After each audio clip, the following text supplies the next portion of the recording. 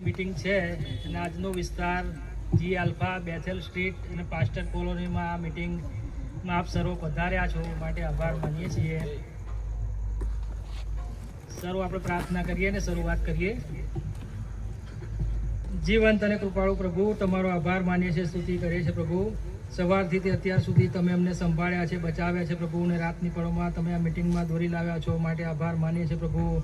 પ્રભુ આભાર માનીએ છીએ, પૃથ્વી પર મનુષ્યરૂપી જીવન આપ્યું છે પ્રભુ, અને જ્યારે અમે પાપ કર્યું ત્યારે પ્રભુ તમે પૃથ્વી પર મનુષ્યરૂપી આવ્યા અને કાલવરીના વધસ્તંભ પર જે પવિત્ર લોહી વહેવડાવ્યું અને અમારા પાપોની માફી આપી છે એ માટે તમારો આભાર માનીએ છીએ પ્રભુ. પ્રભુ આજના પાળક સાહેબ વક્તા તરીકે છે તેઓને તમારા હાથમાં સોંપીએ છીએ પ્રભુ. તેઓના મુખે પ્રભુ આજે તેઓને પણ તમે બોલે અને અમે સાંભળીએ પ્રભુ, તેવું થવા દો પ્રભુ. અહીં બેઠેલી પ્રત્યેક વ્યક્તિએ પ્રભુ નવી આત્મિક જાગૃતિનો અનુભવ પ્રાપ્ત કરે તેવી અમારી પ્રાર્થના છે પિતા. આજે કંઈ મિટિંગનું સંચાલન છે પ્રભુ તમારા હાથમાં સોંપીએ છીએ પિતા. જે કંઈ મેથોડિસ્ટ ચર્ચ નડિયાદ દ્વારા 40 મિટિંગોનું આયોજન કર્યું છે પ્રભુ, સર્વ કારભારીઓને તમારા હાથમાં સોંપીએ છીએ. મિટિંગના સંચાલન દોરવણી રૂપે તમે તેઓને કૃપા સહાયને દોરવણી પૂરી પાવો પ્રભુ. આગળની આ સમય અને આગળની આ મિટિંગ તમારા હાથમાં સોંપીએ છીએ પિતા. જે માગ્યું એ પ્રભુ ઈસુ ખ્રિસ્તના નામથી સાંભળો અને સ્વીકાર કરો બાપ, આમેન. આપણે ભજન સંગ્રહમાંથી 202 નંબરનું ગીત સાથે મળીને ગાઈશું.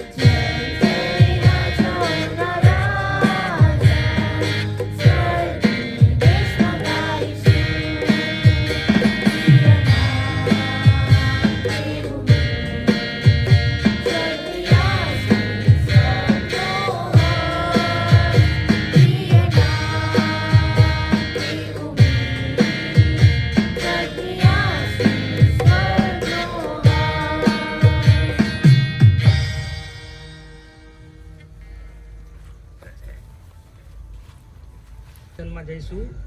રોમનોને પત્ર 12મો અધ્યાય 9 થી 21 કલમ સુધી જતીનભાઈ આગળ આવશે અને આપણને વાંચી સંભળાવશે. લીનસભાઈ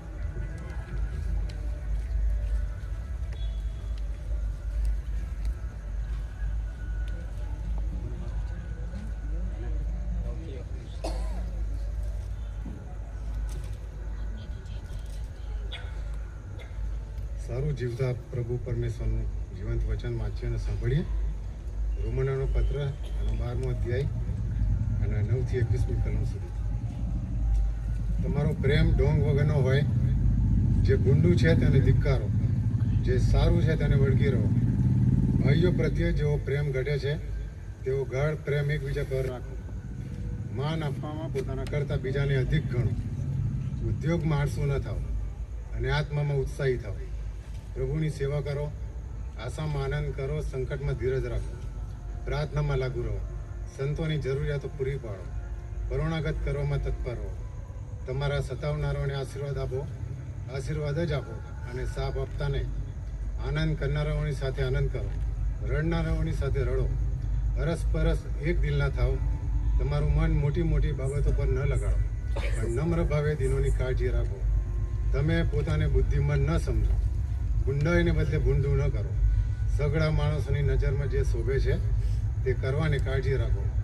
જો બની શકે તો ગમે તેમ કરીને સગળા માણસોની સાથે હળી મળીને ચાલો. ઓ વાલાઓ, તમે સમૂહ વેર ન વાળો, પણ દેવના કોપને સારું માર્ગ મૂકો. કેમ કે લખેલું છે કે પ્રભુ કહે છે કે વેર વાળવું એ મારું કામ છે, હું બદલો લઈશ. પણ જો તારો વેરી ભૂખ્યો હોય તો તેને ખવાડ, જો તરસ્યો હોય તો તેને પાણી પાર. કેમ કે એવું કરવાથી તું તેના માથા ઉપર ધગધગતા અંગારાના ઢગલા કરીશ. ગુંડાથી તું હારી ન જા, પણ સારાથી ગુંડાનો પરાજય કર. પ્રભુ આ વાંચેલા વચનોને ખૂબ આશીષિત કરે. આમીન.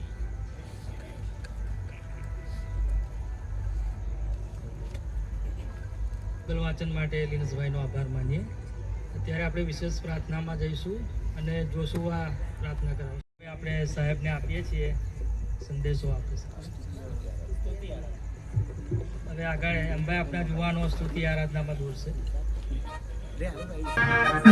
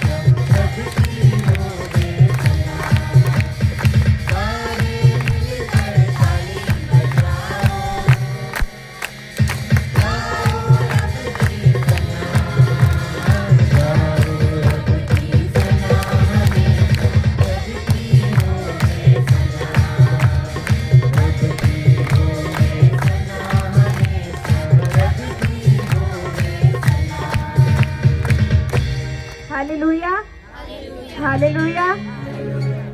આવો આપણે સર્વ આપણી આંખોને બંધ કરીએ અને થોડી ક્ષણો આપણે ઈશ્વરના નામનું સ્તોત્ર ગાઈએ. અને ઈશ્વરના વચનોમાં લખેલું છે કે જ્યાં મારા નામે એક કરતાં વધારે ભેગા થશે ત્યાં મારી હાજરી હશે. તો આપણે સૌ માનીએ છીએ કે આજે અત્યારે આપણા મધ્યે આ ખુલ્લા આકાશ નીચે ઈશ્વરની હાજરી છે. યસ, તો આપણે સર્વ स्तोत्रमा जोड़ाइए. धन्यवाद के साथ स्तुति गाऊंगा. योग्यता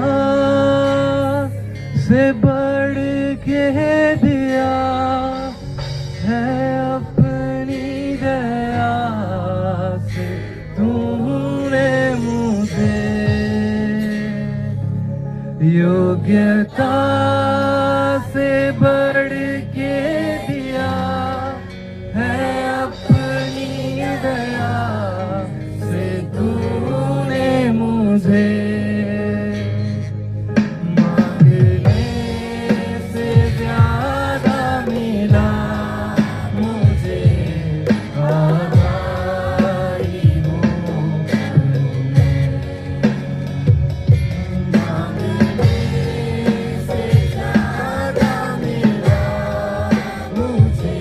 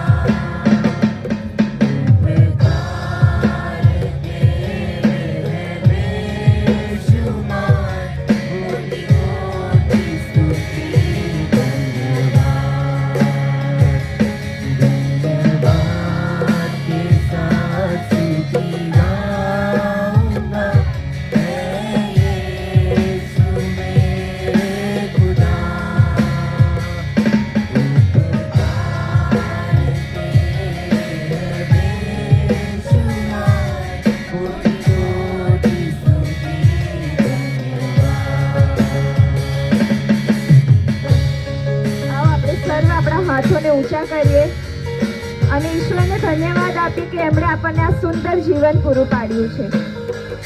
કેટલા બધા ધન્યવાદો આપણે કહેતા ચૂકી જ રહીએ છીએ ઈશ્વરને કે આપણને આ જીવન મળ્યું, આ સવાર આપણે જોઈ શક્યા. એ સગળી બાબતોનો કોઈક વાર આપણે આભાર નથી માનતા, પણ આ તક તમને મળી છે અત્યારે આ ખુલ્લા આકાશના નીચે જ્યારે ઈશ્વરની હાજરી આપણા મધ્યે છે, તો તમે એનો આભાર માનો. भरोसा मेरा है साचा जिंदा खुदा है तुझी पर ही भरोसा मेरा. सेवा पूरी करके पाऊंगा प्रभु ऐसा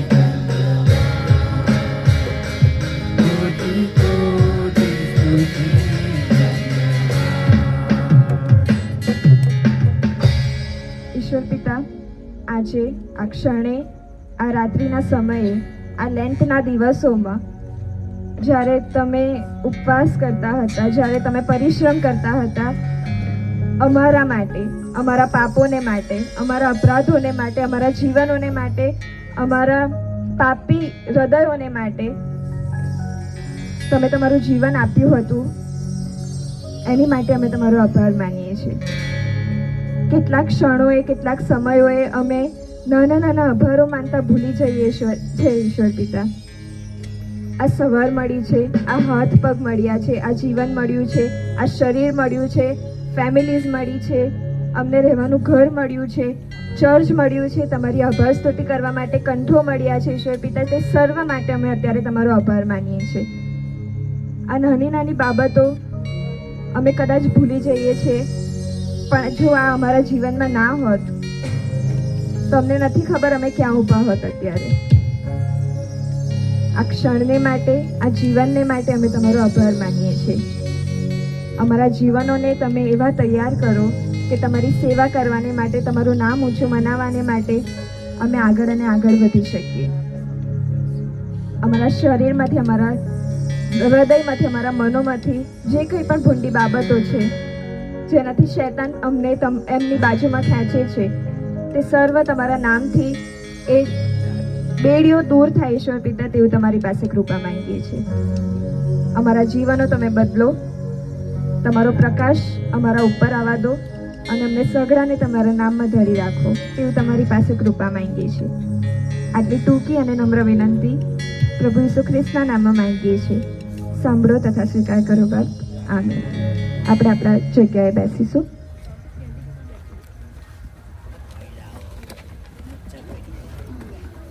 જે સુંદર સ્તુતિ આરાધનામાં દોરે છે તેઓને કેમ ભૂલી જવાય. તો એમ્પાયરમાંથી કોઈ પ્રમુખ કે કોઈ આગળ આવશે ને અમે તમારો આવકાર કરીશું.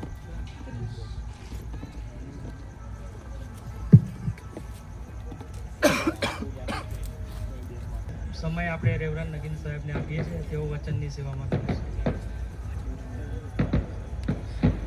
જીઆરસી મહિલા મંડળના સેક્રેટરી રીટા આંટી ઊભા થશે, તેઓનો પણ આપણે સન્માન કરવા માંગીએ છીએ. Praise the lord. સરસ, પ્રભુનો બહુ જ આભાર. આજે સાંજે આપણે આ સંગતમાં મળ્યા છીએ. આજે આપણી ત્રીજી સંગત છે, એટલા માટે પ્રભુનો આભાર માનીએ. પેમ્પલેટ બધાને મળ્યું?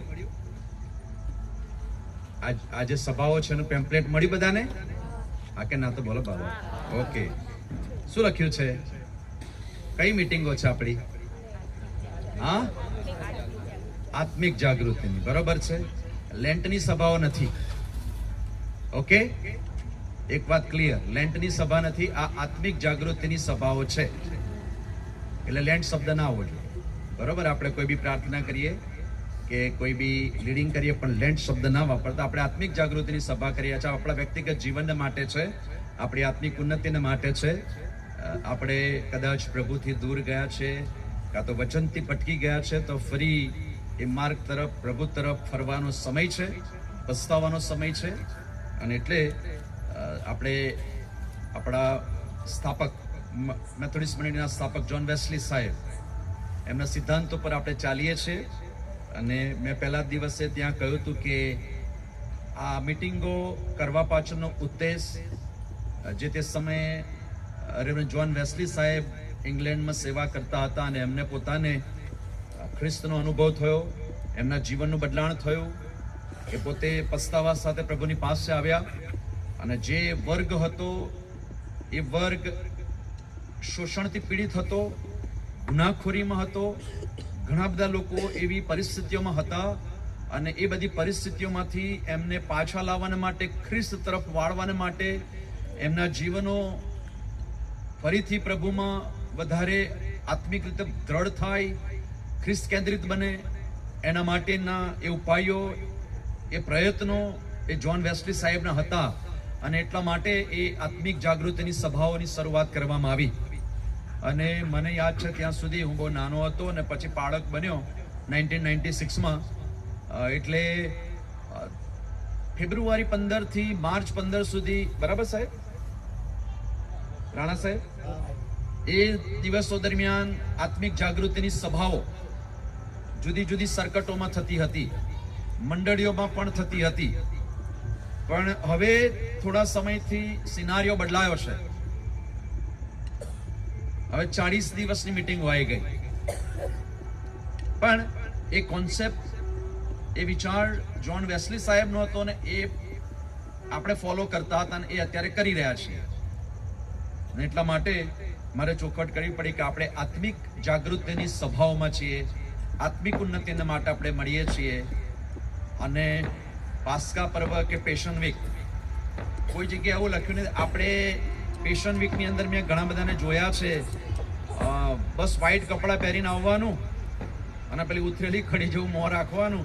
એવું કોઈ જગ્યાએ બાપા નથી લખ્યું. ઓ પ્રભુએ બધું જ પૂરું કરી દીધું છે, હવે આપણે એન્જોય આનંદ કરવાનો. અને જે આશા આપી છે એ આશામાં આપણે દ્રઢ થવાનું છે. હવે વિલાપ કરવાનો નથી, હવે કષ્ટ વેઠવાનું નથી, હવે તપવાનું નથી. તપી ગયા, હવે ઠરી જવાનું છે, હે ને? ઈસુ તપી ગયા, બધું તપ થઈ ગયું, બધું પતી ગયું. હવે આપણે જે કરવાનું છે, આપણું ફોકસ ખ્રિસ્ત તરફ કરવાનું છે, રાઈટ? આશામાં જીવવાનું છે. અને એટલા માટે આપણો જે મુદ્રાલય છે, જીવંત આશા. આપણી પાસે મરેલી આશા નથી, જીવંત આશા છે. અને આશામાં આપણે આગળ વધી રહ્યા છે. એટલે મારી ખાસ આપ સર્વને નમ્ર વિનંતી છે, પ્રાર્થના છે કે આપણે આપણા વ્યક્તિગત આત્મિક સંબંધમાં મજબૂત થઈ એના માટે આ સંગતો થાય છે, વચન મળે છે. અને વચનને દ્રઢતાથી પકડી રાખીને આપણી આત્મિક દોડમાં, આ પૃથ્વી પરની મુસાફરીમાં ખ્રિસ્ત કેન્દ્રિત જીવનો જીવાય અને જ્યાં કે પડી ગયા છે ત્યાંથી આપણે પાછા ફરીએ, એના માટેની આ સંગતો છે. આજે રાત્રે ફરીથી આ પાસ્ટર સોસાયટીમાં જી આલ્ફા અને બેથેલ સ્ટ્રીટ જે એરિયા, એ સુશીલભાઈ કારભારી તરીકે સેવા આપે છે. 4 વર્ષથી તેઓ કારભારી તરીકે અમારા વતી તમારી મુલાકાત લે છે, આવે છે. આપ આવકારો છો, સ્વીકારો છો, માન આપો છો, એમને તમારું અર્પણો આપો છો. અને એ રીતે તમે તમારી તરફથી સેવા બજાવો છો, એ એમની તરફથી સેવા, ચર્ચ તરફથી સેવા બજાવે છે. તો આજે બાળકો તરીકે અમે ખાસ સુશીલભાઈનો આભાર માનીએ છીએ. અને અમારા બધાનો સરસ બુકેથી એમણે આવકાર કર્યો, સન્માન કર્યું. હું ના પાડું છું, પણ એમની ભાવના એ કે સાહેબ અમે કારભારીઓ, અમારા વિસ્તારના લોકોની એવી અપેક્ષા રહે કે સાહેબ આવી વર્ષને એક સંગતમાં આવતા હોય ને એમનું સન્માન થાય. એટલે અમે ગ્રાહ્ય રાખ્યું કે ભાઈ સરસ, થેન્ક યુ. આપ જાણો છો કે સર્વ માન મહિમા ગૌરવ પ્રભુને મળે, પણ આપ અમારી કદર કરો છો, એના માટે બહુ જ આભાર. એટલે સુશીલભાઈને ધન્યવાદ આપીએ છીએ. આપણા વડીલ મુરબ્બી, ગુજરાત રિજનલ કોન્ફરન્સના નિવૃત્ત રિટાયર્ડ પાળક રેવરન્ડ જીબી રાણા સાહેબ પણ ઉપસ્થિત છે, આંટી પણ ઉપસ્થિત છે. એમની હાજરીની નોંધ લઈએ છીએ. રેવરન્ડ વિજય ખ્રિસ્તી સાહેબ કે જેઓ સાલમ સ્ટ્રીટ મેથોડિસ્ટ ચર્ચના પાસ્ટર સાહેબ છે, એમની પણ હાજરીની નોંધ લઈએ છીએ. આપણા નાણાં સમિતિના પ્રમુખ, તમામ કારભારી પાસ્ટેટ કમિટીના સદસ્યો અને આપ સર્વ સ્વજનવાલાઓ આ રાત્રિની સંગતમાં આવ્યા છો. આપનો પ્રભુ ઈસુ ખ્રિસ્તના નામમાં આવકાર કરતા પ્રેમી સલામ પાઠવું છું. આપણા માન્ય રેવરન્ડ ડેવિડ એન્ડ ખ્રિસ્તી સાહેબ એ એમના કૌટુંબિક લગ્ન પ્રસંગની અંદર હોવાને કારણે એ અત્રે પ્રેઝન્ટ હાજર રહી શક્યા નથી, પણ તેઓએ આપ સર્વને આ આત્મિક સભાની શુભેચ્છાઓ પાઠવી છે. પ્રાર્થના કરીએ. અમારા જીવંત પ્રભુ, તમારી કૃપાની અમારા જીવનો લાવીએ છીએ. તમે અમને ઓળખો છો, અમને જાણો છો. અમારા વ્યક્તિગત જીવનથી તમે વાકેફ છો. હું મારી જાત, મારી પત્નીથી, મારા બાળકથી, મારા મંડળીના લોકોથી છુપાવું, પણ ખ્રિસ્ત તમે મને ઓળખો છો, જાણો છો. તમે પસંદ કર્યો છો, અભિષેક કર્યો છે તમારી સેવાના માટે. એટલે હું કોઈ પણ બહાનું કાઢી શકું નહીં કે મારી જાતને તમારાથી છુપાઈ શકું નહીં. પ્રભુએ આદમ અને હવાને બનાવ્યા ને એમને સર્વ સ્વતંત્રતા આપી. અને પ્રભુએ એક જ આદેશ આપ્યો કે વાડીના વચ્ચેના વૃક્ષનું ફળ તમારે ખાવું કે અડકવું નહીં. પણ તેઓ ભરમાયા, એ પ્રલોભનમાં પડ્યા, પરીક્ષણમાં પડ્યા, શૈતાનની વાત માની અને તેઓએ પાપ કરી બેઠા. અને જ્યારે ઠંડા પહોરે પ્રભુ યહોવા દેવ જ્યારે તેઓને શોધતા, સંગત કરવા માટે આવ્યા, ત્યારે તેઓએ હાંક મારી કે આદમ, આદમ તું ક્યાં છે? અને આદમ સંતાઈ ગયો. પ્રભુ હું નાગો છું. કોણે કહ્યું? અને ઈશ્વરની આજ્ઞાનો અનાદર કર્યો, ઉલ્લંઘન કર્યું. એની આંખો ઉઘડી ગઈ અને ઈશ્વરથી સંતાઈ ગયો. એવા જ હું ને તમે છીએ, આ જગતમાં જીવીએ છીએ. મને ને તમને ઘણા બધા આશીર્વાદો મળ્યા છે, સુખ સમૃદ્ધિના આશીર્વાદો મળ્યા છે, શ્રેષ્ઠ જીવનના આશીર્વાદો મળ્યા છે. બધું જ આપણને તૈયાર મળ્યું છે. અને આપણે આપણા જીવનોમાં એમ માનીએ છીએ કે હું આ કરી લઈશ, પેલું કરી દઈશ, મને કોઈ જોવાનું નથી, મારું કોઈ આ જાણવાનું નથી. પણ ઈશ્વર તમને પકડી પાડે છે, ઈશ્વર તમને શોધી નાખે છે, તમને હાંક મારે છે અને તમે છુપાઈ જાઓ છો. ભલે તમે સારી સેવાઓ કરતા હોય, ભલે તમે પ્રભુની સેવા કરીને આગળ વધતા હોય, પણ કોઈક જગ્યાએ તમે એવી ભૂલ કરી બેસો છો જેના કારણે તમારે પ્રભુથી સંતાવવું પડે છે, તમારું મુખ સંતાડવું પડે છે, અને પ્રભુ આજે મને ને તમને શોધી કાઢે છે. અને એટલા માટે વાલાઓ, આ સમયોમાં આપણે પ્રભુની નજીક આવીએ, કારણ કે પ્રભુ તો હંમેશા સામે ચાલીને મને ને તમને મળવાના માટે આવીએ છીએ. પણ હું સંતાતો ફરું છું, તમે સંતાતા ફરો છો, પ્રભુ શોધી કાઢે છે, કારણ કે પ્રભુ મને ને તમને આપેલી અનંતકાલિક આશામાં જીવાડવા માંગે છે. આપણું નાશ ન થાય, આપણે ખોવાઈ ના જઈએ, પણ અનંતકાલિક રાજ્યના ભાગીદાર બની એના માટે ઈશ્વર મને ને તમને તેડે છે. અને એટલા માટે પ્રભુ આજે રાત્રે તમારા પવિત્ર આત્માનો અભિષેક પણ અમને આપો, તમારા પવિત્ર આત્માનું આચ્છાદન મારી પર થવા દો, જેથી કરીને અમે જ્યારે તમારા લોક તરીકે મળ્યા છે ત્યારે અમારું ધ્યાન ખ્રિસ્ત ઈસુ તરફ હોવું જોઈએ, કે જેણે અમને બચાવવા માટે આ પૃથ્વી પર આવીને અમને પ્રેમ કર્યો અને અમને પોતાને ખરીદી લીધા. હે ઈસુ, પ્રભુની આગળ અમારી જાતોને સોંપીએ છીએ. પ્રભુ આજે રાત્રે કોઈ માંદગીમાં આવ્યું છે, કોઈ બીમારીમાં આવ્યું છે, કોઈ તકલીફમાં આવ્યું છે, કોઈ દ્વિધામાં આવ્યું છે, કોઈ પ્રશ્ન સાથે આવ્યું છે, કોઈ કેવી મુશ્કેલીમાં આવ્યું છે, તો ઈસુ પ્રભુ તમને સ્પર્શ કરીને તમારા દુઃખો, તકલીફો, નિરાશાઓ દૂર કરીને તમને સ્વસ્થ મન આપવા માંગે છે, તમને તંદુરસ્તી આપવા માંગે છે, તમારા પ્રશ્નો દૂર કરીને તમને ચિંતામુક્ત બનાવવા માંગે છે. પ્રભુ તમારા બોજાઓ લઈ લે એવી આજે રાત્રે પ્રાર્થના કરીએ છીએ. પ્રભુ, અમે નબળા પાત્રો છે, અધૂરા પાત્રો છે, અમે ભાગેલા તૂટેલા પાત્રો છે. તમે ફરીથી મને સમારવા માંગો છો, સાધવા માંગો છો. પ્રભુ, અમને સમારો ને સાધી લો. ત્યાં બેઠેલા એક એક વ્યક્તિને તમે સ્પર્શ કરો. પ્રભુ ઈસુ ખ્રિસ્ત મને ને તમને પ્રેમ કરે છે, કેમ કે હું ને તમે પ્રભુનો ઉપયોગી પાત્રો છે. પ્રભુ, અમે અમારી નબળાઈઓ સાથે તમે સોંપાઈએ છીએ. વચનનો મર્મ અને વચનનો ખુલાસો તમે સમજાવો છો.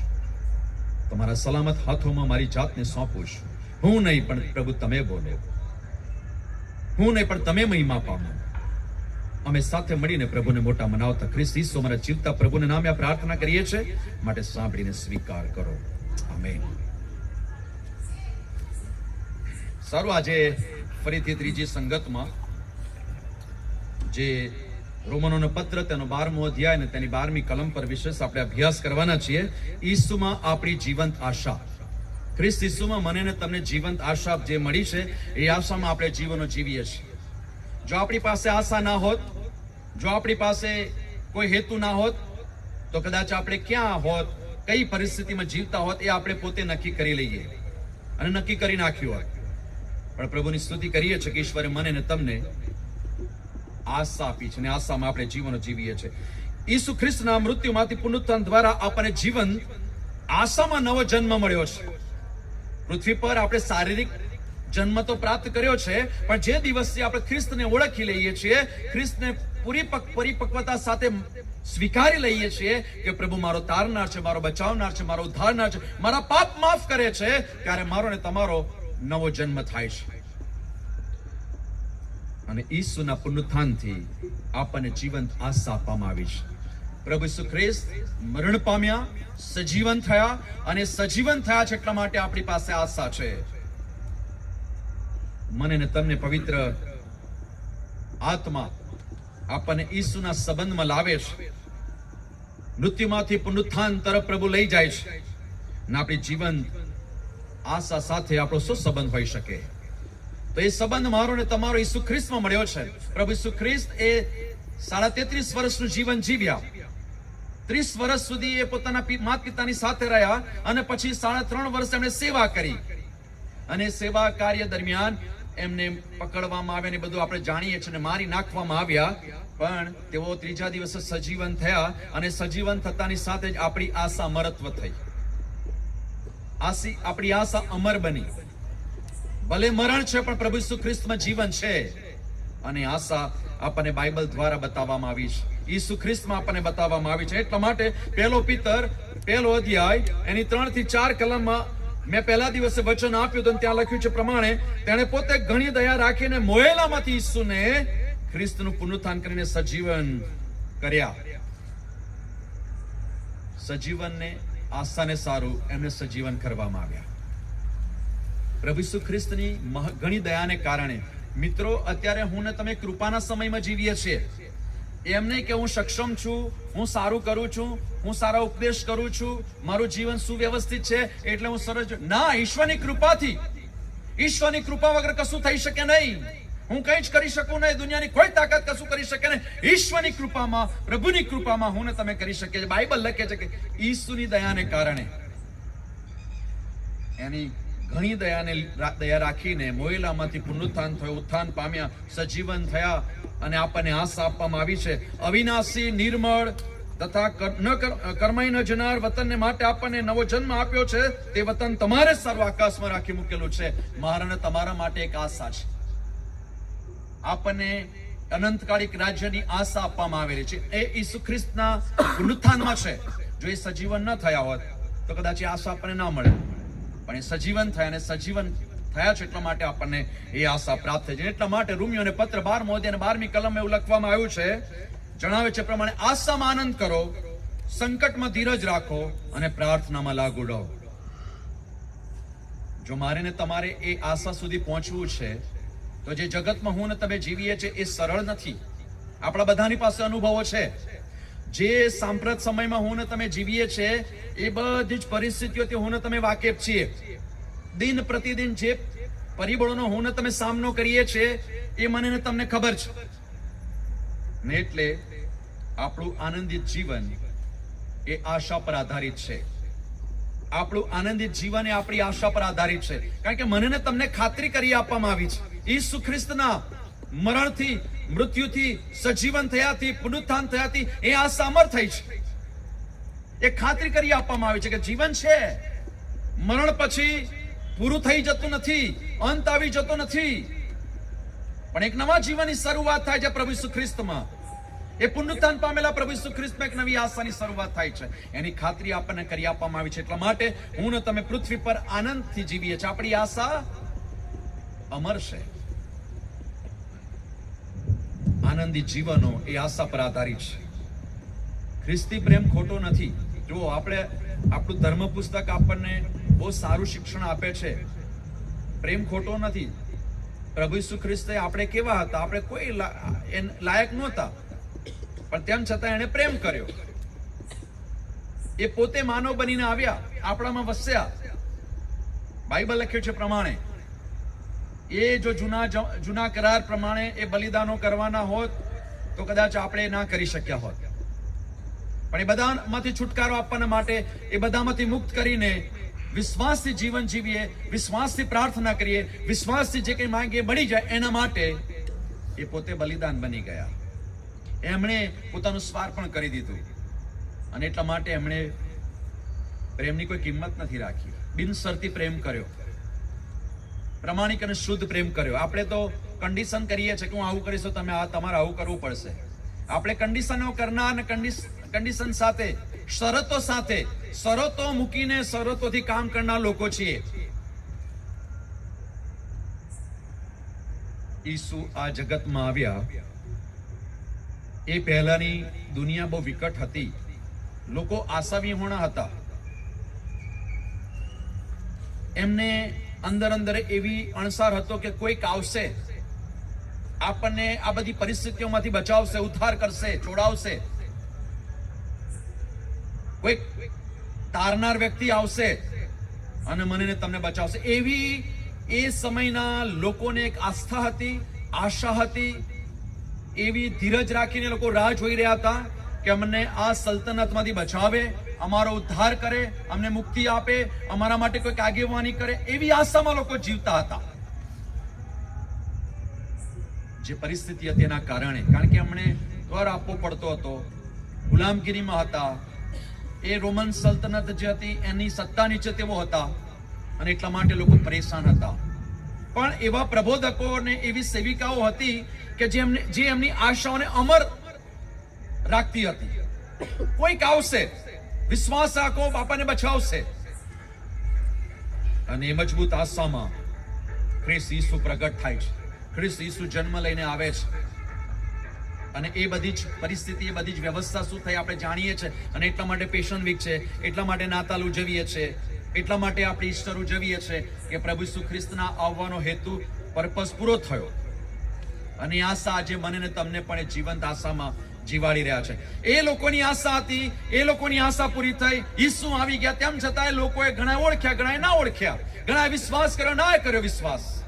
અને આજે મારીને તમારી એવી પરિસ્થિતિ છે, પેલા તો હયાત હતા, એમની સાથે હતા, તેમ છતાંય વિશ્વાસ કરવામાં નબળા પડ્યા. મારીને તમારી પાસે વચનો છે, આપણે જોયા નથી.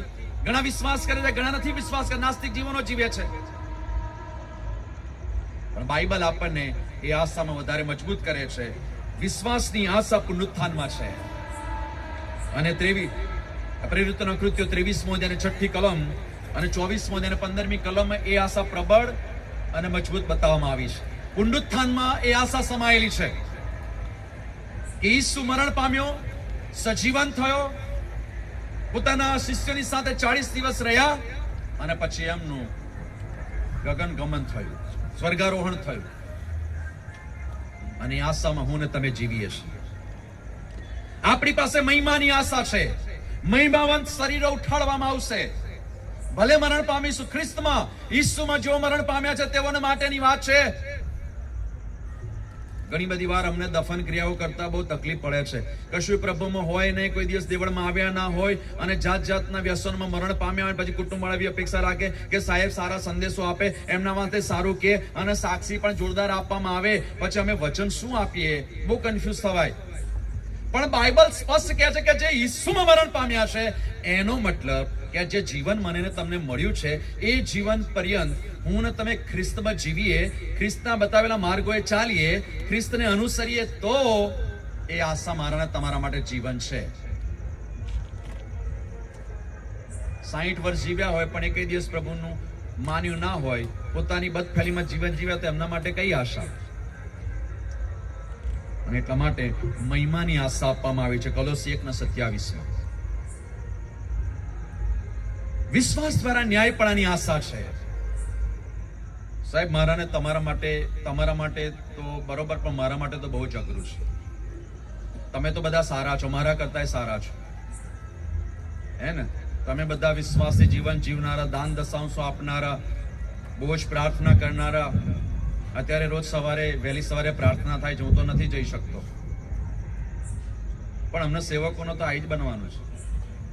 તમારી વાત નથી કરતો, મારું જીવવાનું. તમે તો બધા સરસ જ છો, તમને કશું ના કહે બાપુ, કારણ કે તમે બધા બહુ પ્રભુમાં જીવનાર લોકો છો.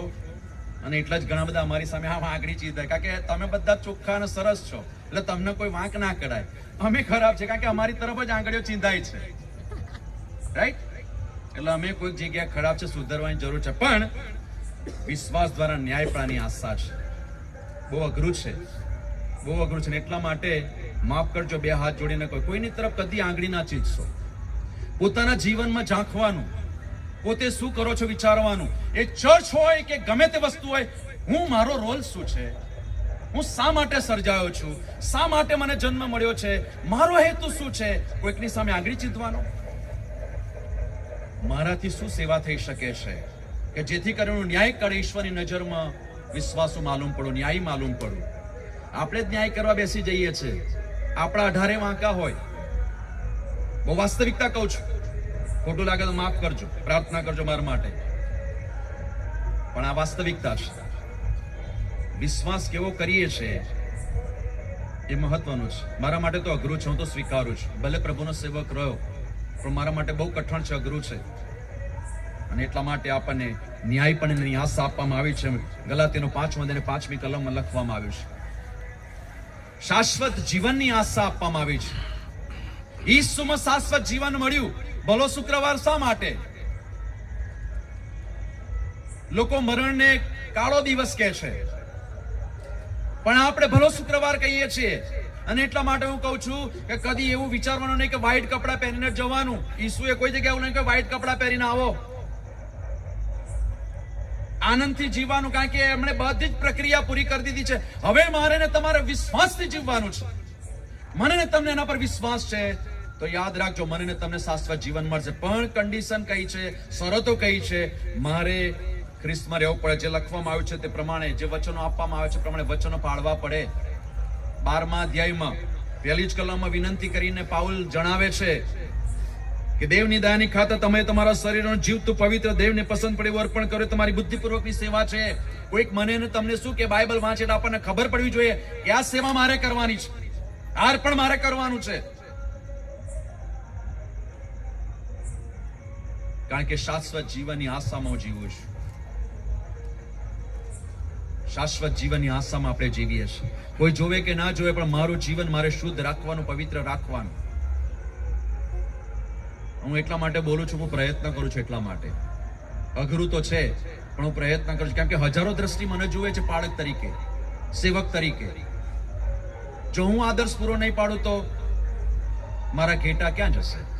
જેઓના માટે ઈશ્વરે મને નિમ્યો છે, જેના માટે ઈશ્વરે મને અભિષેક કર્યો છે, જેના માટે ઈશ્વરે મને નિમણૂક આપી છે. કારણ કે હું તમારા માટે છું, તમારી સેવાના માટે, તમને આત્મિક દોરવણી આપવાના માટે, તમારા સુખ દુઃખના પ્રસંગોમાં હાજર રહીને તમને દિલાસો આપવાના માટે. It is my responsibility. આ મારી જવાબદારી છે. તીતસનો પહેલો અધ્યાય 2જી કલમ અને 3જો અધ્યાય 7મી કલમ એ શાશ્વત આશાની વાત કરવામાં આવી છે. મુક્તિની આશા આપણને આપવામાં આવી છે. પહેલો થેસલોનિક 5મો અધ્યાય 8મી કલમમાં પ્રભુ ઈસુ ખ્રિસ્ત હજુ પણ રાહ જુએ છે અને આ વચનમાં લખ્યું છે પ્રમાણે કે કોઈનો નાશ ન થાય, પણ સર્વ બચી જાય, દરેક ઉદ્ધાર પામે, મુક્તિ પામે. અને એના માટે પ્રભુ રાહ જુએ છે. મિત્રો યાદ રાખજો, ધર્મકાંડો આપણને બચાવશે નહીં, રીતિ રિવાજો આપણને બચાવશે નહીં, ક્રિયાકાંડો આપણને બચાવશે નહીં, ગમે એટલા દાનો દશાંશો આપીશું એ બચાવશે નહીં. એ તો આપણી ફરજમાં આવે છે. આપણે કમાઈએ છીએ એટલે આપણે આપવાનું, ખુશીથી આપવાનું, ખચકાટ કરીને નહીં આપવાનું. શ્રેષ્ઠમાં શ્રેષ્ઠ, સારામાં સારું આપવાનું. વાતો કરીએ છીએ પણ શ્રેષ્ઠ આપવાનું. અને આપ્યા પછી ભૂલી જવાનું કે ઈશ્વરને આપ્યું છે. જે એનો વહીવટ કરે છે એ વહીવટદાર ઈશ્વરના માટે જવાબદાર છે, તમારા નાણાંના માટે જવાબદાર છે. કારણ કે આપણે આપીને છૂટી જઈએ છીએ. ઈશ્વરના નામે આપ્યું છે, ઈશ્વરના મહિમા માટે વપરાય છે કે નહીં, પ્રભુએ જોવાનું. અને પ્રભુ જુએ છે. હું હોઉં કે દુનિયાનો ગમે એટલો મોટો ચમરબંધી હોય, ઈશ્વર કોઈને છોડવાનો નથી. યાદ રાખજો, આ સ્પષ્ટ શબ્દોમાં કહું છું. ઈશ્વર કોઈને, યહોવા દેવ કોઈને છોડશે નહીં, પ્રભુ કોઈને છોડશે નહીં. કોઈ આંખની શરમ ચલાવી લેવાશે નહીં. અને એટલા માટે મુક્તિ બહુ મહત્વની છે. જો મને તમને ઉદ્ધાર પ્રાપ્ત થયો છે, તારાની ખાતરીનો અનુભવ છે, તો કોઈ ડંખ રહેતો નથી, કોઈ શંકા આવતી નથી. દરેક પોતપોતાની ફરજો અદા કરે છે. અને જે પોતાની ફરજ અદા કરવામાં નિષ્ફળ જાય છે ને, બાઇબલ બી બતાવે છે, એને ભોગવવાનું આવે છે. બાઇબલમાં કેરેક્ટર છે જ, લખવામાં આવેલા છે. પહેલો દાખલો જોઈએ, આદમ અને હવાને ના પાડી, તે ઉલ્લંઘન કર્યું, એમનું ફળ ભોગવ પ્રભુએ ચલાવી ના લીધું. હા, કશો હા, ફરી ભૂલ ના કરશો, નેવર. પ્રભુએ પનિશમેન્ટ આપ્યું છે. મૂસા આટલી ગજબની સેવા કરી. મૂસા પણ પ્રભુનો સેવક પસંદિત કા. પ્રભુ મને તો બોલતા નથી આવતું, તો મારી જીભ તોતડાય છે, કશો વાંધો નહીં. હારૂન તારો મોટો ભાઈ છે, મરિયમ બી છે. અને ઈશ્વર એના દ્વારા અદ્ભુત કામ કર્યું. પણ જ્યારે મરિયમ એના ભાઈ વિશે, યહોવા દેવ વિશે ઓલગ બોલી, તો એને કોડ ફૂટી નીકળ્યો. ને એટલા માટે કદી પણ સેવકોની વિરુદ્ધ કે સેવકોની સામે આંગળી ચીંધશો નહીં. આ બાઇબલ છે, બાઇબલનો દેવ છે. બાઇબલનો દેવ કદી કોઈને છોડતો નથી. એને દરેક અહીંયા જ ભોગવવાનું. અને એટલા માટે જો મને ને તમને ઉદ્ધાર મળ્યો છે, તારાની ખાતરીની મને ને તમને ખાતરી થઈ છે, તો મારા ને તમારા આચાર વિચારો બદલાય છે. મારું બોલવું ને ચાલવું સલૂણું બને છે. આ માન આપવાની વાત આવે છે. બાઇબલમાં લખે છે પ્રમાણે કે જો મેં ને તમે પ્રભુને જીવન સોંપ્યું છે 12મા અધ્યાયની પહેલી કલમ પ્રમાણે, તો આપણે જગતના ધોરણો પ્રમાણે જીવતા નથી, પણ આપણા જીવનોમાં બદલાણ આવે છે. 10મી કલમમાં લખે છે પ્રમાણે ભાઈઓ પ્રત્યે જો પ્રેમ ઘટે છે તેવો ગાઢ પ્રેમ એકબીજા પર રાખો. માન આપવામાં પોતાના કરતા બીજાને અધિક ગણો. ઉદ્યોગમાં આળસુ ન થાવ, આત્મામાં ઉત્સાહિત થાવ અને પ્રભુની સેવા કરો. તો આ સદગુણો આપણા જીવનમાંથી ઉદ્ભવે છે. આ સદગુણો આપણા જીવનમાંથી બહાર આવે છે. કારણ કે જીવન બોલે છે, વ્યક્તિનું જીવન બોલે છે. આપણી આશા સ્વર્ગમાં છે. આપણે અહીંયાની નિશાસા જ નાખવાના છે, મહેનત જ કરવાની છે, પરિસ્થિતિઓ વિપરીતમાંથી પસાર થવાનું છે, પણ આશા તો સ્વર્ગમાં જ છે.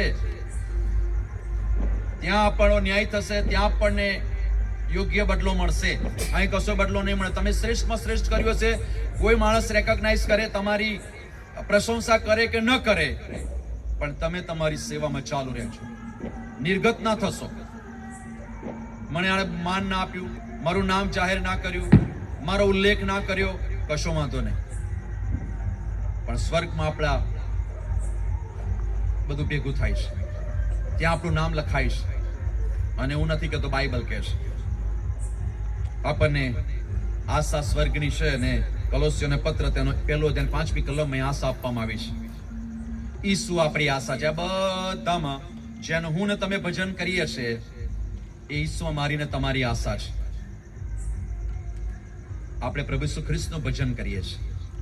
અને 1 તિમોથી 1 અધ્યાય 1લી કલમમાં એ વર્ણવવામાં આવ્યું છે. એટલા માટે યોહાનની લખેલી સુવાર્તા 14મો અધ્યાય અને 3જી કલમમાં કહે છે, અને જો હું જઈને તમારે માટે જગ્યા તૈયાર કરીશ તો હું ફરીથી આવીશ અને તમને મારી પાસે લઈ જઈશ, જેથી જ્યાં હું છું ત્યાં તમે પણ રહો. આ આશા છે, ઈસુમાં આશા આપવામાં આવી છે. અને એટલા માટે કોઈનું ડેથ થાય છે ત્યારે આપણે આ વચનો કહીએ છીએ, આ આશા આપીને દિલાસો આપીએ છીએ. પ્રભુ ઈસુ ખ્રિસ્ત ખુદ દિલાસો આપે છે. પ્રભુ ઈસુ ખ્રિસ્ત પોતે કહે છે કે મારામાં આશા છે, હું જગા તૈયાર કરવા જાઉં છું, જગા તૈયાર થશે તો હું પરત પાછો આવીશ, હું તમને મારી સાથે લઈ જઈશ, જેથી જ્યાં હું છું ત્યાં તમે પણ રહો. આશા છે. અને આશામાં હું ને તમે જીવનો જીવીએ છીએ. મરણથી અંત નથી, પણ એક નવી આશાની શરૂઆત થાય છે, એક નવા જીવનની શરૂઆત થાય છે. અને એટલા માટે વિશ્વાસી ભાઈ બહેનો, આત્મિક જાગૃતિના સંદર્ભમાં આપણે વ્યક્તિગત રીતે મનોમંથન કરવાનું, આપણા જીવનની તપાસ કરવાની. મારે કાંતિભાઈનું જીવન જોવાની જરૂર નથી કે કાંતિભાઈ કેવી રીતે કામ કરે છે, કેવો વહીવટ કરે છે, કેવું જીવન જીવે છે. ના, મારે મારા વ્યક્તિગત જીવનની તપાસ કરવાની રોજ બરોજ.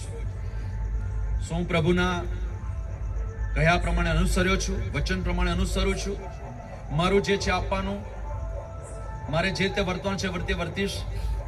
એ આપણી નૈતિક ફરજમાં આવે છે, કારણ કે ઈસુમાં મને ને તમને એ આશા આપવામાં આવી છે. અને તેથી દુઃખો સહન કરો. ખ્રિસ્તમાં મેળવાયા પછી એવું નથી કે દુઃખો નહીં આવે, તકલીફો નહીં આવે, એવું નથી, પણ દુઃખો સહન કરવા પડશે. આ વાસ્તવિકતા છે. જગતમાં મને ને તમને સંકટો છે. તમે પ્રભુમાં જીવશો એટલે સંકટો શરૂ થશે. મેં પહેલા જ કહ્યું કે ક્રિયાકાંડો આપણને બચાવશે નહીં.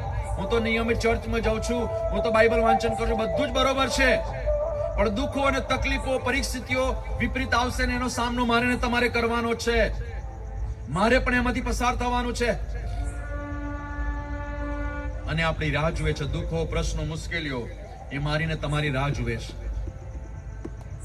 જીવનનો એક ભાગ છે આ દુઃખો, પ્રશ્નો, એ જીવનનો એક ભાગ છે. આત્મિક જીવનમાં સંઘર્ષ છે, અને સંઘર્ષમાંથી આપણે આગળ વધવાનું છે. ઘણા નિર્ગત થઈ જાય છે, ઘણા નાસીપાસ થઈ જાય છે, ઘણા લોકો અડીખમેમાં ઉભા રહે છે, અને એ શાશ્વત જીવન તરફ આગળ વધે છે. માટે બાઇબલ કહે છે સંકટમાં ધીરજ રાખો. અઘરું છે ધીરજ રાખવાનું. આપણે ઘણીવાર કોઈકને પ્રોત્સાહન આપતા, ઉત્તેજન આપતા કે ધીરજ રાખો, બધું સારું થશે. ભવિષ્ય આપણે જાણતા નથી, પણ સારું થશે. આપણે કોઈકની આશામાં વધારો કરીએ છીએ, એને હિંમત આપીને એની આશાને વધારે પ્રજ્વલિત કરીએ છીએ, પ્રબળ કરીએ છીએ. એટલા માટે મારા વાલા ભાઈ બહેનો, સ્વર્ગસ્થ રેવરન્ડ બાઉમન સાહેબ આ ભારતમાં આવ્યા, અને એ વખતે જે સમય આવે છે ત્યાંની પરિસ્થિતિઓ કેવી છે, અને પંચમહાલ જેવા જિલ્લામાં એમણે સેવાઓ કરી, અને સેવાઓ કરતા કરતા આ દુનિયામાંથી વિદાય લઈ ચૂક્યા છે. અને આજે પણ એમના સંસ્મરણો બોલે છે, યાદો બોલે છે. આજે પણ આપણે એમને યાદ કરીએ છીએ. વાય શા માટે? મિશનરીઓ આવ્યા અને મિશનરીઓએ આટલી મોટી સંપત્તિ આપી, આટલી મોટી સેવાઓ કરીને આજે આપણે યાદ કરીએ છીએ. કેમ? શું એમને દુઃખો તકલીફો નડ્યા નહીં હોય? એમના સમયમાં કોઈ સગવડતાઓ નહોતી, કોઈ સગવડતાઓ નહોતી. કોઈક દાખલો આપતો હતો કે લીંબાસી, ખેડાથી લીંબાસીની બસમાં બેઠા ઉભા ઉભા બંને જણ મેડમ સાહેબ અને બહુમન સાહેબ ગયા, અને લીંબાસી ગામમાં એમણે સન્ડે સ્કૂલ ને VBS ચલાવ્યું. આવી કોઈ સગવડતા નથી. આજે અમારી પાસે ગાડીઓ છે, 2 વ્હીલર 4 વ્હીલર છે, અને તેમ છતાંય ઘણીવાર સેવામાં એવું લાગે છે કે અમે એમના કરતા બહુ કમતી માલુમ પડીએ છીએ.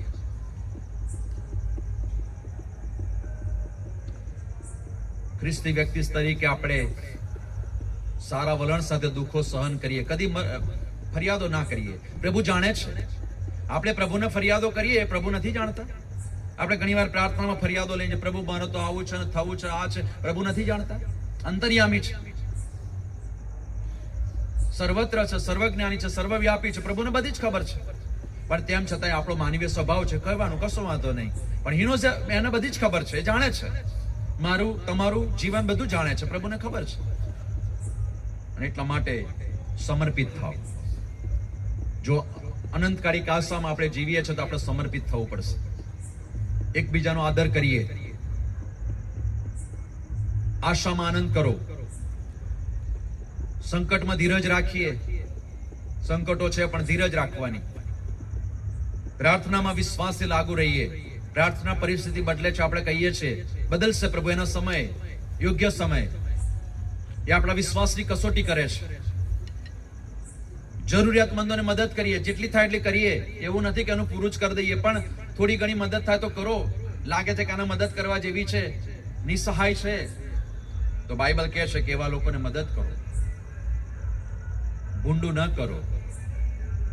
સારું કરી શકતા નથી તો ભૂંડું તો ના જ કરીએ. વિશ્વાસથી પ્રેમ કરો, એકબીજાને સ્વીકાર્ય પ્રેમ કરીએ, લોકોની સેવા કરીએ, પ્રેમથી વર્તો. અને બહુ જ અઘરી અને કઠણ બાબત, માફ કરો. ખૂબ અઘરું છે માફ કરવાનું, પણ શક્ય છે. એવું લાગશે નાનમ જેવું, પણ તમને અંદરથી એવું ફીલ થશે કે મેં સારું કર્યું. અને સારાથી ભૂંડાનો પરાજય કરો. કોઈ ભૂંડું કરી રહ્યું છે તેના પ્રત્યે સારો વર્તાવ કરો. કોઈક દિવસ ઈશ્વર એને પ્રેરણા કરશે. અને એટલા માટે આપણે સમર્પિત થઈએ. જો જીવંત આશામાં જીવીએ છીએ અને આશા મારે ને તમારે પ્રાપ્ત કરવી છે, ત્યાં સુધી પહોંચવું છે, તો ખૂબ ધીરજ રાખવી પડશે. એ આશામાં, મુશ્કેલીઓમાં, દુઃખોમાં આનંદ કરીએ, જેથી કરીને એક આશા જે આપણને વધારે પ્રબળ કરે છે, એ પ્રાર્થનામાં આત્મિક બળ મળે છે. પ્રાર્થના એ મને ને તમને વધારે મજબૂત કરે છે. એ પ્રાર્થના મને ને તમને કોઈકના માટે પ્રેમ કરવાનું વલણ પૂરું પાડે છે. આપણને મળી ગયું છે વિશ્વાસથી માંગવાનું. મને મળી ગયું છે, હું જે માંગી રહ્યો છું પ્રભુએ મને આપી દીધું છે. યોગ્ય સમયે પ્રભુ આપશે. અને ઘણા એવા પરિવારોમાં આવી સાક્ષી સાંભળવા મળે છે કે અમે વિશ્વાસથી માંગતા હતા અને ઈશ્વરે બહુ લાંબા સમય પછી અમને પૂરું પાડ્યું છે. ઘણા પરિવારોમાં લાંબા વખતથી પ્રાર્થના કરતા હોય અને 7-8 વર્ષે ઈશ્વર બાળકોનો આશીર્વાદ પણ આપે છે, પ્રભુ આપે છે, પણ આશા સાથે મળી ગયું છે. જ્યારે ઈશ્વરે ઇબ્રાહીમની પાસે પોતાના સંતાનનું અર્પણ માંગ્યું, ખચકાટ કર્યા વગર, કોઈ પણ જાતની કચકચ કર્યા વગર, પોતાની પત્નીને ખબર પડી જાય એટલા માટે ઈશ્વરે બહુ સ્પેસિફિક રીતે જણાવ્યું કે 3 ગાંવ મજલ જેટલે જવાનું. અને એ વાત સાચી હતી કે જો ઘરની બહાર લાવીને કઈ વિધિ બાંધીને કરે તો સારા, કે તમને ભાન પડે છે.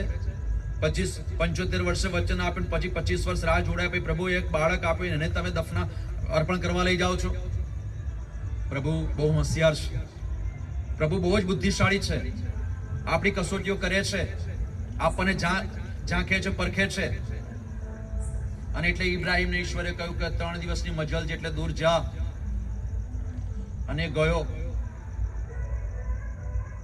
કોઈ પણ આર્ગ્યુમેન્ટ કરી નથી, કોઈ પણ દલીલ કરી નથી, કોઈ પણ પ્રભુની સાથે જીભાજોડી કરી નથી.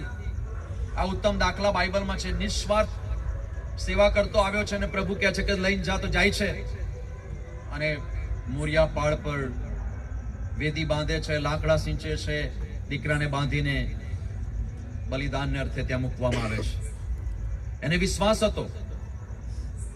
હિબ્રુઓના પત્રમાં લખ્યું છે કે પુનરુત્થાને પ્રભુ એને ઉઠાડશે, અને વિશ્વાસ અને ખાતરી હતી. કલમ લખી છે, મને અત્યારે યાદ નથી, ને તો તમને કહેત. પણ એને આશા હતી કે પ્રભુ મારા દીકરાને ઉઠાડશે, અને એ જ વિશ્વાસથી. હા, જુઓ 11મો અધ્યાય 19મી કલમ લખવામાં આવ્યું છે તે પ્રમાણે હિબ્રુઓને પત્ર તેનો 11મો અધ્યાયની 19મી કલમમાં એ ખાતરી એની પાસે હતી. ઇબ્રાહીમને એવો વિશ્વાસ હતો, કારણ કે પ્રભુ પર વિશ્વાસ રાખનાર, પ્રભુને અઢેલીને ચાલનાર, પ્રભુના બતાવેલા માર્ગે ચાલનાર, પ્રભુને અનુસરનાર ઇબ્રાહીમ. અને એટલા માટે ઈશ્વરને આધીન થયો, અને આધીનતામાં ઈશ્વર એને એવો જ આશીર્વાદો આપ્યા. એ આખા બાઇબલમાં લખ્યું છે પ્રમાણે વિશ્વાસના પિતા તરીકે એને જાહેર કરવામાં આવે છે. એટલે 18મી કલમમાં લખે છે, ઈશાકથી તારો વંશ ગણાશે, તેણે પોતાના એકના એક પુત્રનું બલિદાન આપ્યું. 19મી કલમ, કેમ કે મોયેલાઓને પણ ઉઠાડવાને દેવ સમર્થ છે એમ તે માનતો હતો, અને પુનરુત્થાનના દ્રષ્ટાંત પ્રમાણે તે તેને પાછો મળ્યો પણ ખરો. આમેન. હા પ્રભુ છે. વિશ્વાસ આશા હતી. ભલે 75 વર્ષે પ્રભુએ વચન આપ્યું, 100મા વર્ષે પ્રભુએ દીકરો આપ્યો, હવે અર્પણ કરવાનો છે, અર્પણ કરી દઈશ, કેમ કે પુનરુત્થાનની પ્રભાતે પ્રભુ ઉઠાડશે, મને ખાતરી અને વિશ્વાસ છે. બાઇબલમાં લખ્યું છે. જૂના કરારની વાત નવા કરારમાં આપણે જોઈ શકીએ, જેને વિશ્વાસ હતો એને ખાતરી હતી કે મારો પ્રભુ એ સમર્થ છે ઉઠાડવાને માટે, બલિદાન કરવાને માટે લઈ ગયો. ઈસુનું પણ બલિદાન થયું અને એનામાં આશા મને ને તમને મળી છે. પ્રભુ ઈસુ ખ્રિસ્તમાં મને ને તમને આશા મળી છે. એટલે માટે પ્રાર્થના કરીએ ત્યારે આપણને મળી ગયું છે. વિશ્વાસથી આપણે પ્રાર્થના કરીએ. કશું મેળવવું હોય તો તેના માટે સંઘર્ષ કરવો પડે છે, અને સંઘર્ષ ચાલી જ રહેશે. પૃથ્વી પર જ્યાં સુધી જીવીશું ત્યાં સુધી સંઘર્ષ આવ્યા જ કરશે. તમે મનથી માનશો તો શાંતિ આનંદ છે, તમે મનથી એમ માનશો કે દુઃખો છે તો દુઃખો જ આવશે. પણ જો તમે તટસ્થ છો તો દુઃખ અને સુખ બંનેનો અનુભવ કરશો કે પ્રભુ મને આ બધી જ પરિસ્થિતિમાં જીવાડે છે. જો અનંતકાળનું જીવન પ્રાપ્ત કરવું છે તો પ્રાર્થના એ પ્રયત્ન છે જે આપણી આશાને મજબૂત કરે છે. સંઘર્ષોમાં પણ ધીરજ આપી આશા મજબૂત કરે છે. અને એટલા માટે આત્મિક જાગૃતિની સભાઓ ખાલી આત્મિક જાગૃતિ પૂરતી જ ના રહે, પણ જીવન પર્યંત એ મને ને તમને ઈસુની નજીક લઈ જનાર અનંતકાલિક જીવન જે મળવાનું છે એની આશામાં દ્રઢ કરનાર બની રહે, એના માટે રોજનો આપણો પ્રયત્ન હોવો જોઈએ. અને એટલે જ વચનો બહુ જ મજબૂત રીતે આપણને સ્પર્શ કરે છે, દ્રઢ કરે છે. કારણ કે બાઇબલ લખે છે પ્રમાણે જે મને કલમ સ્પર્શ કરી છે કે જો બની શકે તો ગમે તેમ કરીને સગળા માણસોની સાથે હળી મળીને ચાલો.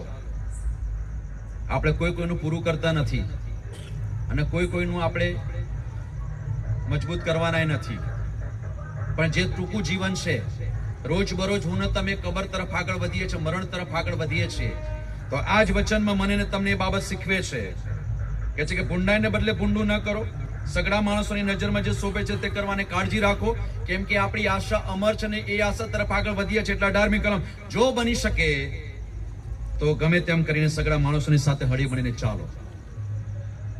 અને આજનો સંદેશ મારીને તમારી આશાને વધારે દ્રઢ ને મજબૂત કરનારી હોય તો આ વચનને આધારિત છે કે જો બની શકે તો ગમે તેમ કરીને સગડા માણસોની સાથે હળી મળીને ચાલો. કારણ કે બધા એક મનના એક સરખા નથી, બધાના વિચારો અલગ અલગ છે, પણ ખ્રિસ્તે બંનેને તમને કુટુંબ તરીકે બાંધ્યા છે. તો આપણી ફરજમાં એ આવે છે કે આપણે બધાની સાથે હળી મળીને ચાલીએ, જેથી કરીને આપણે એકબીજાની ઉત્તેજનનું કારણ બનીએ અને આપણે જે આશા તરફ આગળ વધી રહ્યા છે એ આશામાં આપણે એકબીજાને વધારે મજબૂત કરતા જઈએ. અને વચન દ્વારા પ્રભુ મને ને તમને એ સંદેશ આપી રહ્યા છે, ઉત્તેજન આપી રહ્યા છે, એ હિંમત આપી રહ્યા છે કે આશામાં આનંદ કરો, સંકટમાં ધીરજ રાખો અને પ્રાર્થનામાં લાગુ રહો, સંતોની જરૂરિયાત પૂરી પાડો, પૂર્ણાગત કરવામાં તત્પર વગેરે વગેરે બાબતો. એનાથી જે આશીર્વાદો મળે છે એ આશીર્વાદો આપણી પેઢીઓને પણ મળશે અને આશામાં તેઓ પણ મજબૂત થશે. આજે સાંજે ફરીથી પ્રભુ મને ને તમને એના વચન દ્વારા વધારે દ્રઢ કરો, મજબૂત કરો અને આપણી આશાને જીવંત રાખો. આમેન. God bless you.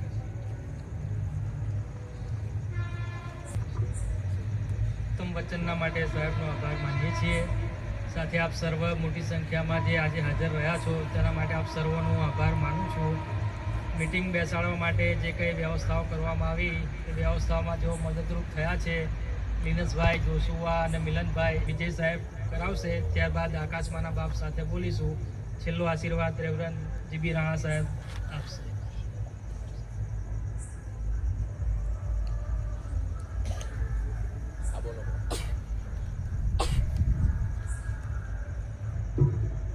સારો આ સમયને માટે પ્રભુનો ખાસ આભાર માનું છું અને નડિયાદ મેથોડિસ્ટ ચર્ચનો ખાસ આભાર માનું છું કે આ વિસ્તારમાં અમારા વિસ્તારમાં આ પ્રમાણે આત્મિક જાગૃતિની સંગતનું જે આયોજન કરવામાં આવ્યું ત્યારે માનનીય બંને પાળક સાહેબો રેવરેન્ડ નગીન ચૌહાણ સાહેબ ને રેવરેન્ડ ડેવિડ ખ્રિસ્તી સાહેબ અને પાસ્ટરલ કમિટીના બધા જ માનવંત સભ્યોનો ખાસ પાળક તરીકે હું આભાર માનું છું. સાથે સાથે આ વિસ્તારના કારભારી સુશીલભાઈનો ખાસ આભાર માનું છું, કારણ કે તેઓ નિયમિત અમારા સર્વશક્તિમાન અને જીવન દયાળુ પરમેશ્વર પિતા, અમે આભાર માનીએ છીએ મેથોડિસ્ટ ચર્ચ નડિયાદને માટે અને પ્રભુ બંને પાળક સાહેબો અને માનવંત કમિટીના બધા જ સભ્ય સાહેબો અને ખાસ કરીને આ વિસ્તારના અમારા કારભારી સુશીલભાઈ ઠાકોરને માટે અમે તમારો આભાર માનીએ છીએ. પિતા પરમેશ્વર તેઓના દ્વારા જે અજાયબ કાર્યો નડિયાદ ચર્ચ દ્વારા કરવામાં આવે છે અને આત્મિક જાગૃતિની સભાઓનું આયોજન કરવામાં આવ્યું અને આ વિસ્તારમાં પણ અમારા વિસ્તારમાં આજે આ ત્રીજી સંગત રાખવામાં આવી ત્યારે પ્રભુ અમે આભાર માનીએ છીએ અને અમારી પ્રાર્થના છે પ્રભુ તમારા સેવક દ્વારા જે વચન અમારા માટે આપવામાં આવ્યું છે પ્રભુ, અને વચનનો આશીર્વાદ અમને આપજો પ્રભુ, અને તેમાં વૃદ્ધિ પામવાને માટે અમારા બધાની તમે સહાય કરજો, મદદ કરજો પ્રભુ, એવી અમે પ્રાર્થના કરીએ છીએ. આ સંગત માટે ખાસ કરીને જે નાસ્તાની વ્યવસ્થા કરવામાં આવી અમારા પ્રભુ નોયલભાઈ રાણા અને ગ્લોરિયાબેન રાણાને માટે અને રેવનજી રાણા સાહેબ આંટીને માટે અમે તમારી સ્તુતિ કરીએ છીએ અને આવેલા બધાને માટે આભાર માનતા બધાને તમારી બહુ જ કૃપા આપજો અને અમારા બધાના દ્વારા તમે મહિમા અને માન પામજો એવી અમારી પ્રાર્થના છે. અમારી વિનંતી અને પ્રાર્થના અમારા મુક્તિદાતા પ્રભુ ઈસુના નામમાં સાંભળો ને માન્ય કરો. આમીન. તો આકાશમાં અમારા બાપ, તમારું નામ પવિત્ર બના, તમારું રાજ્ય આવ, જેમાં આકાશમાં તેમાં પૃથ્વી પર તમારી ઈચ્છા પૂરી થાવ. દિવસની મારી રોટલી આજ અમને આપો, જેમ અમે અમારો ઋણને માફ કર્યા છે તેમ તમે અમારો ઋણને માફ કરો. અમને પરીક્ષા બનાવો પણ ગુનાહથી મુક્ત કરો.